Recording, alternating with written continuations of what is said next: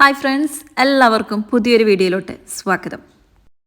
വീട് എപ്പോഴും വൃത്തിയായി കാത്തുസൂക്ഷിക്കാൻ നല്ല ബുദ്ധിമുട്ടാണ്. ജോലിക്കാരാണെങ്കിൽ ആകെ കിട്ടുന്ന ഒരു അവധി ദിവസം മുഴുവൻ എടുത്താലും വീട് പൂർണ്ണമായി വൃത്തിയാക്കാൻ പലപ്പോഴും സാധിക്കാറില്ല.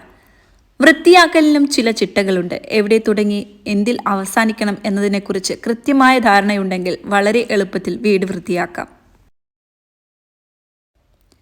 ഉപയോഗം കഴിഞ്ഞ വസ്തുക്കൾ കളയാൻ മടിച്ച് സൂക്ഷിച്ചു വെക്കുന്നവരുണ്ട്.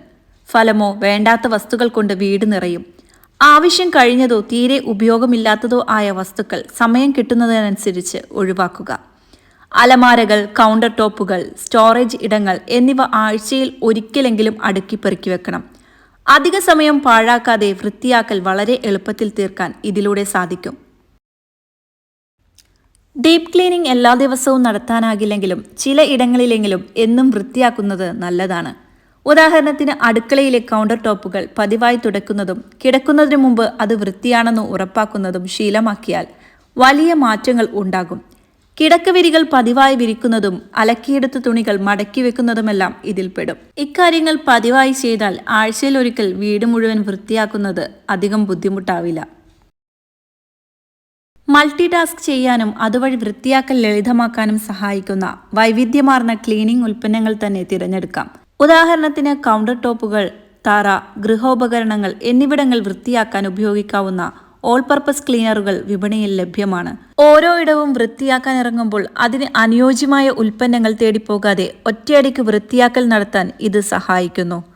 കുറഞ്ഞ ഉപയോഗത്തിലൂടെ ഏറ്റവും ഫലപ്രദമായി വൃത്തിയാക്കാൻ സഹായിക്കുന്ന ഉൽപ്പന്നങ്ങൾ തിരഞ്ഞെടുക്കുക. മുറി വൃത്തിയാക്കുമ്പോൾ സീലിംഗിൽ നിന്ന് വേണം വൃത്തിയാക്കൽ ആരംഭിക്കാൻ.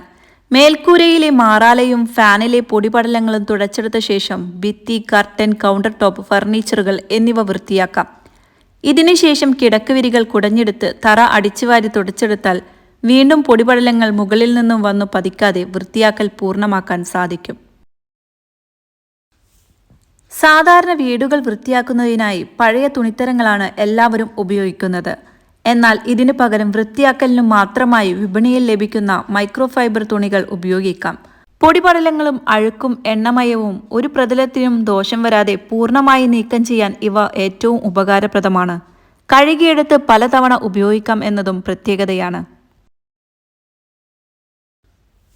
വീട്ടിലേക്ക് പുതിയ എന്തെങ്കിലും സാധനങ്ങൾ വാങ്ങുമ്പോൾ മുൻപുള്ളത് കാലപ്പഴക്കം ചെന്നതാണെങ്കിലും ഉപയോഗിക്കാവുന്ന അവസ്ഥയിലാണ് എന്ന് കരുതി സൂക്ഷിച്ചു വെക്കുന്നവരുണ്ട്. അനാവശ്യ സാധനങ്ങൾ വീട്ടിൽ കുമിഞ്ഞുകൂടുന്നതിൻ്റെ പ്രധാന കാരണം ഇതാണ്. പുതിയത് വാങ്ങുമ്പോൾ പഴയത് വീണ്ടും ഉപയോഗിക്കാനാകുമെന്ന ചിന്തയിൽ സ്വരുക്കൂട്ടി വെക്കാതെ സംഭാവന നൽകുകയോ ഒഴിവാക്കുകയോ ചെയ്യുക. ഇത്തരത്തിൽ അനാവശ്യ സാധനങ്ങൾ വീടിനുള്ളിൽ കൂടിക്കിടക്കുന്നില്ലെന്ന് ഉറപ്പുവരുത്താം. ഇതിലൂടെ എളുപ്പത്തിൽ വൃത്തിയാക്കുകയും ചെയ്യാം. അപ്പോൾ ഇന്നത്തെ വീഡിയോ എല്ലാവർക്കും ഇഷ്ടപ്പെട്ടു എന്ന് വിചാരിക്കുന്നു. ഇഷ്ടപ്പെട്ടാൽ ലൈക്ക് ചെയ്യാനും നിങ്ങളുടെ അഭിപ്രായങ്ങൾ കമൻറ്റ് ചെയ്യാനും മറക്കരുത്. എൻ്റെ വീഡിയോ ആദ്യമായിട്ട് കാണുന്ന കൂട്ടുകാരാണെങ്കിൽ വീഡിയോ കണ്ട് ഇഷ്ടപ്പെടുവാണെങ്കിൽ സബ്സ്ക്രൈബ് ചെയ്ത് സപ്പോർട്ട് ചെയ്യുക. മറ്റൊരു വീഡിയോ ആയിട്ട് നമുക്ക് വീണ്ടും കാണാം. താങ്ക്